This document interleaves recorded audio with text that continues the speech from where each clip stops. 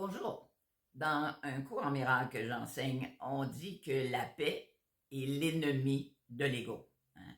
L'ego, lui, sa survie, c'est uniquement dans la souffrance, dans la culpabilité et il est très rusé parce que en même temps, il va nous inciter à faire des affaires tout croche. Hein.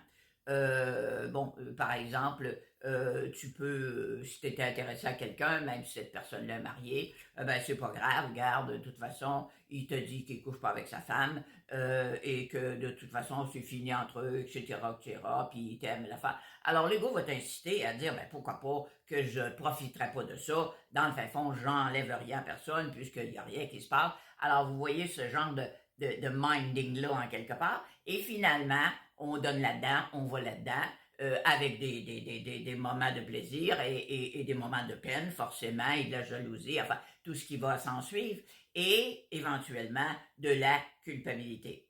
Donc, l'ego, c'est un peu sa façon de faire, comprends-tu? De nous inciter à faire plein de choses pour après ça nous taper sa tête en se sentant coupable.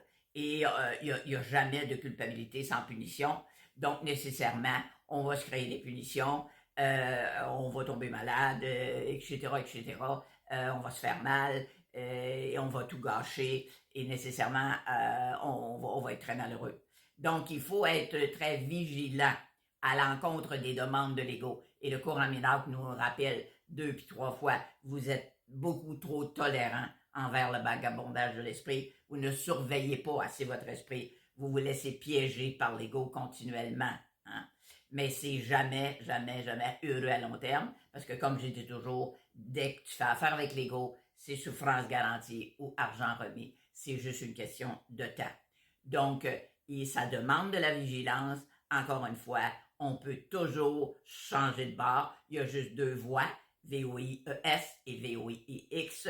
Donc, quand vous allez dans l'ego, vous pouvez toujours demander à revenir de l'autre côté, à choisir et à rechoisir l'amour à nouveau qui va vous apporter la paix. Hein? Alors, je le dis, la paix, c'est l'ennemi juré de l'ego. Lui, c'est le département des troubles. Et quand on est dans la souffrance, finalement, ben, il est très heureux de ça. Okay? En même temps, il faut comprendre que l'ego, c'est pas un personnage, hein? C'est un système de pensée de peur, un système de pensée malade, un système de pensée négatif et pas très heureux, finalement. Donc, je vous donne ce petit bout d'enseignement-là. Vous pouvez aller voir sur mon site www.luzbertrand.com sous l'étiquette Cours en miracle. Merci beaucoup et très belle journée à vous.